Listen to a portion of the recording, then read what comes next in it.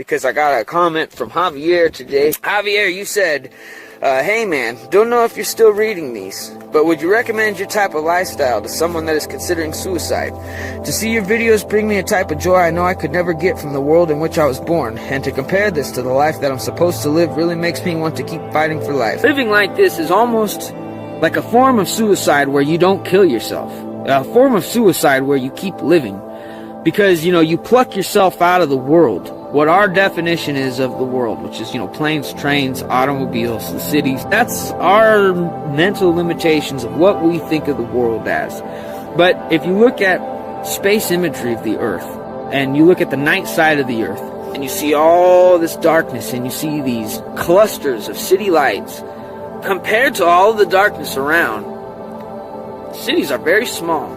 Yes, they're like ticks draining blood from the earth, but there's still a lot of earth. There's still a lot of woods. There's still a lot of landmass. There's a lot of deserts. There's a lot of everything. So I think a lot of us, we take for granted just how big the world is and how much there is left to explore. A lot of people, you'll see them say like, oh, you know, we're born too late to explore the earth. We're not. Just because satellites explore it doesn't mean that, you know, we've explored everything. I found grave sites in the middle of the mountains, just lone grave sites with markers. I found Indian ruins, mine shafts. There are places that can be rediscovered, and there are things still left to do on this earth. This plan has been unfolding for eons.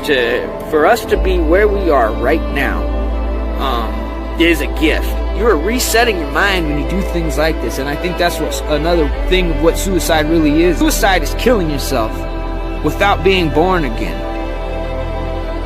Doing this is killing your old self and allowing a new self to just completely take over. Yeah, there's a lot of shit going on out in the world. You know, there's cities burning down, there's people getting sick, there's people beating the hell out of each other over toilet paper and things like that.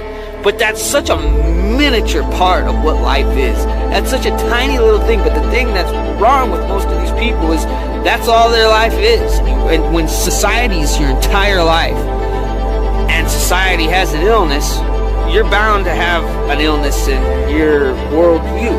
I think nature is a great reset button. And you don't have to just dive right into it, be a hobo like me. Problems with society start seeming real trivial. Everything that happens down there doesn't affect me, you know? Like all the problems that go on, I hear fear on the radio all the time.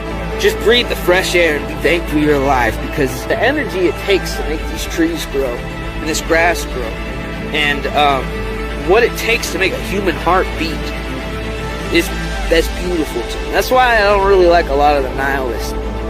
Once you start seeing it for what it really is, beyond the limits of a city, beyond the outskirts of a town, you start seeing the deer, and the crows, and the squirrels, and the quail, and the changes of the scenery, and, you know, just think about how the earth wobbling as this happens, and how perfectly away we are from the sun to allow all of this life to flourish. It's amazing, and be thankful for it. Don't let what's going on right now in the world get you down, and don't let civilization make you think that that's all that exists, because there's a whole world out there. Every acre of it is worth going through.